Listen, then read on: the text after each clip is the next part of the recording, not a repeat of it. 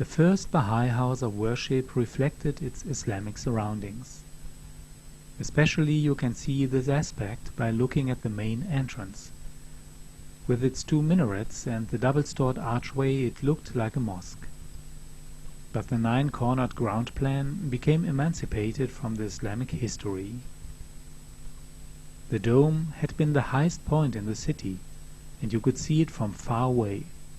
There were some adjoining buildings as schools for boys and girls, an assembly building and a hospital. The temple went through a turbulent history. It had been confiscated by the government and used for profane use. In 1948 it's been damaged that strong by an earthquake that it had to be pulled down in 1963. The structure could not be repaired again. It took many years to finish this temple. The Baha'i community of these days was not numerous like today and had to finance it by voluntary donations. The design is unique in architectural history so far.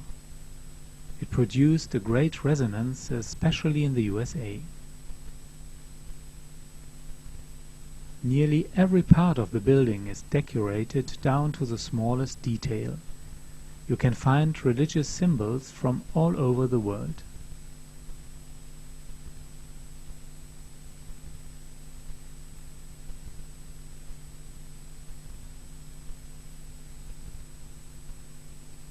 Especially the two shells of the dome fascinate, of course, their transparency.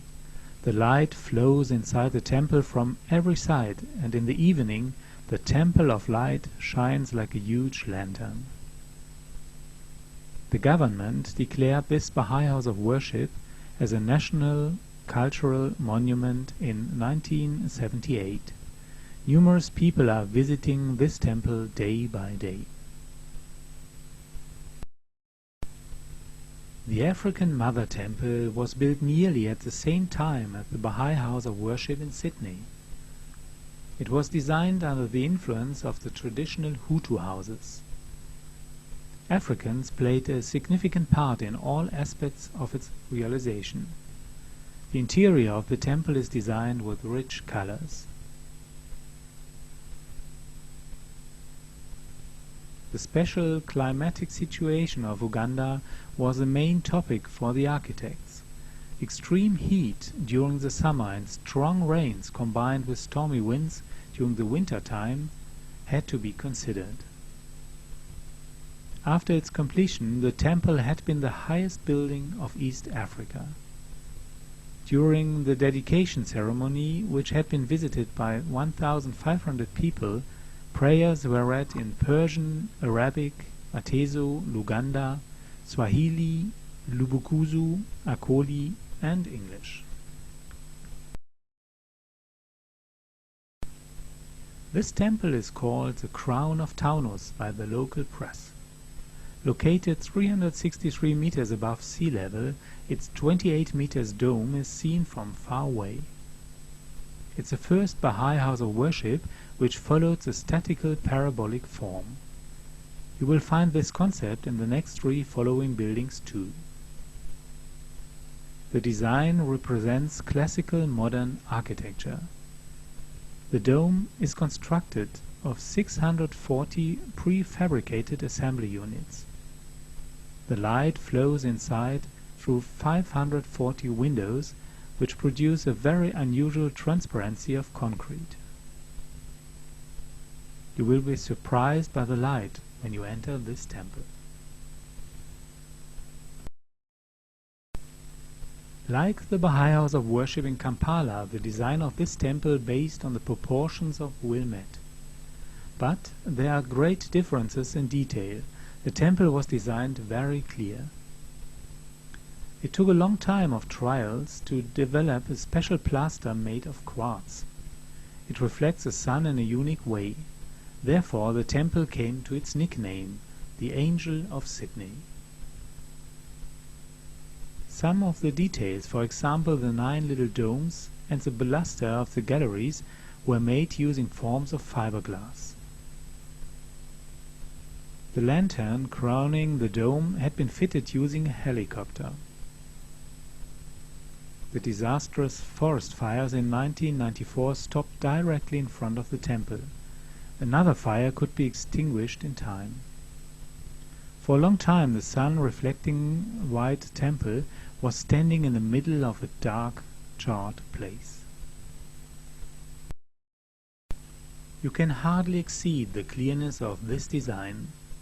The Baha'i house of worship of Panama seems to be crowned by a floating dome. This shell touches the supporting walls just at a few points. It's been the first construction in Panama which was realized by the new technique of sprayed concrete. The thickness of this shell is just about 10 centimeters.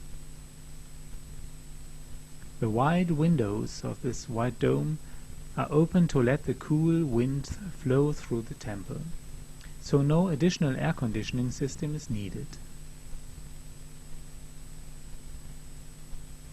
The red walls of the ground floor are decorated with traditional designs of the Indian cultures. They show symbols found in the Maya buildings of Yucatan. More than 4,000 guests came for the dedication ceremonies. There were representatives from all Indian tribes between Fireland and Alaska. The Samoan temple reflects the traditional island houses. These fales are circular, open assembly buildings. This Baha'i house of worship, with its 33-meter dome, looks very small because of its clear and distinct design. The light flows in through several windows, for example between the 9 shells of the dome. Looking upwards, you can watch the clouds crossing the blue sky. The diagonal pillars inside the temple not only represent the phallus design, they do support the building against earthquakes too, which are common on the island. Up to 1,700 people can be placed inside the building. 500 seats, 200 places on the second floor, and another 1,000 using the entrance areas. The lotus of Bahapur grew up within 9 years. The symbol of the lotus, flowering with its perfect clean leaves inside the swamp, joins the most different people living in India. More than 28 billion visitors came to visit the temple during the first 10 years after its dedication. Like any other Baha'i house of worship, it's open for all people, regardless of their religious background. The white concrete shells, with a thickness of just a few centimeters, grow up to 25 meters. On their outside surface they are clad with polished white marble. The whole edifice was erected nearly completely by the hands of hundreds of women and men, without using modern machines.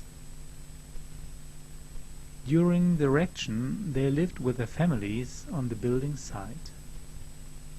People from 114 countries came to join the dedication ceremony. Up to now the temple was honored by numerous architectural awards. The youngest Baha'i temple is now under construction.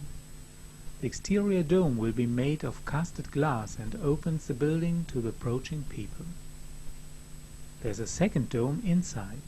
Its filigree steel frames will support a shell made of alabaster.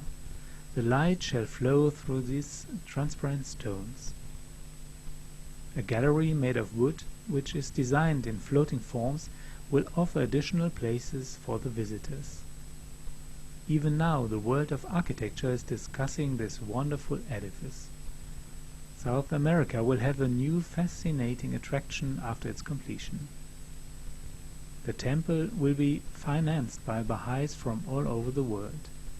As usual in the Baha'i community, these donations are completely voluntary.